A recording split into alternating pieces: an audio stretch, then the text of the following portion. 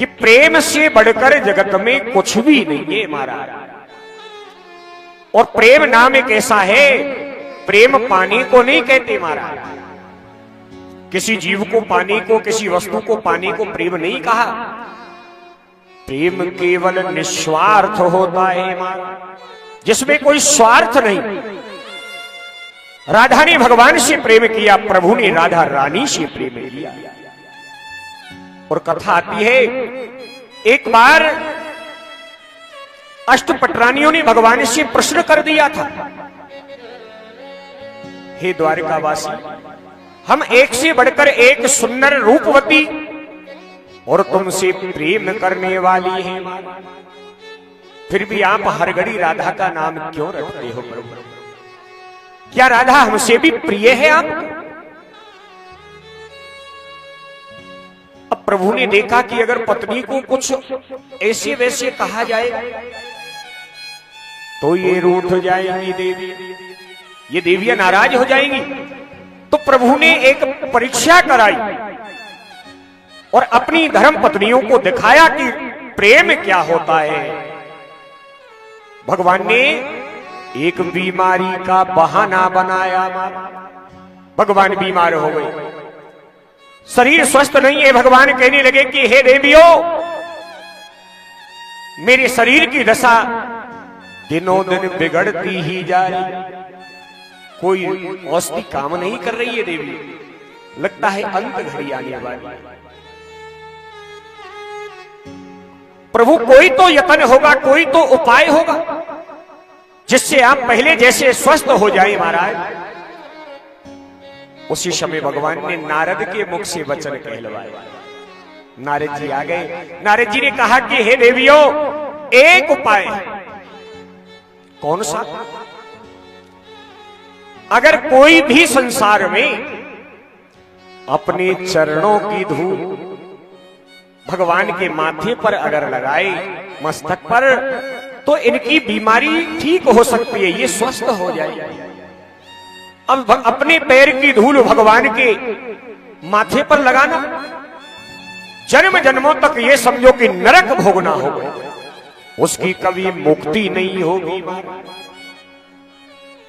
तो लोकीनाथ के मस्तक पर अपने चरणों की रज कौन लगाएगा? उनको तो सम्मान पूर्वक नमन किया जाता है। पत्नियां रुक्मणी, जामवती, कालिंदी, मित्रविंदा, भद्रा, लक्ष्मणा जैसी पटरानी देख रही, लेकिन कोई तैयार संसार में नहीं हुआ। उस समय देवऋषि नारद जी बोले कि देवी, एक राधा और भगवान से प्रेम करते, तनिक उनसे पूछ लिया जाए। जो ही राधा रानी को नारद जी ने संदेश दिया कि द्वारकाधीश अस्वस्थ हो गए, वो बीमार है, उनकी तबीयत कुछ आजकल ठीक नहीं। राधा रानी दौड़ी चली आई, सब कुछ त्याग कर,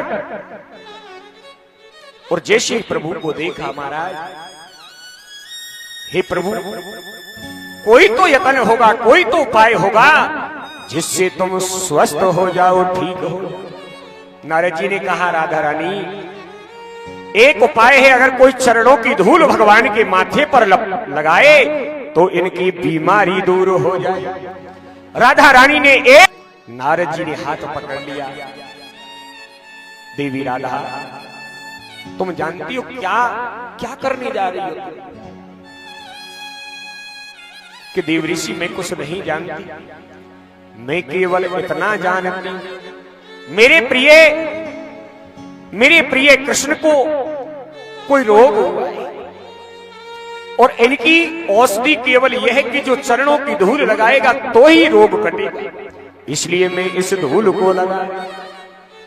नारद जी ने कहा कि देवी राधा, हे प्रिय, अगर तुम भगवान के मस्तक पर अपने चरणों की रज लगाओगी ना, तो जन्म जन्मों तक कदापि तुम्हारी मुक्ति नहीं होगी, तुम्हें नरक की यातना भोगनी पड़ेगी। ये भगवान का बहुत बड़ा अपमान भी होगा। लेकिन राधा रानी के नैन भर आए। मुनिवर, मैं अपने प्रिय भगवान के लिए एक जन्म नहीं, जन्म जन्म नहीं, हमेशा के लिए नरक की यातना भोगने को तैयार हूं। अगर मेरी चरण लगाने से, धूल लगाने से भगवान की रोग अगर दूर हो जाए तो मैं जन्म जन्मों तक हमेशा को नरक की यातना भोग लूं। और जैसे ही लगाने चली, भगवान खड़े हो गए और राधा रानी का हाथ पकड़ लिया।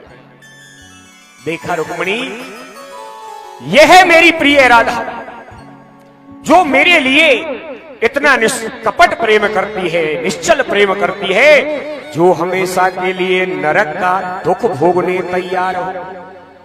तो ध्यान देना महाराज, प्रेम किसी चीज को पाने को नहीं कहते, प्रेम निस्वार्थ होता है। और यही कारण है, रुक्मणी भगवान की पत्नी है, लेकिन जहां भी भगवान का दरबार देखोगे ना राधा कृष्ण का, उसमें रुक्मणी नहीं मिलेगी आपको।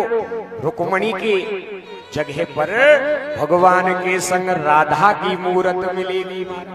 बोले राधा कृष्ण युगल सरकार की जय हो, जय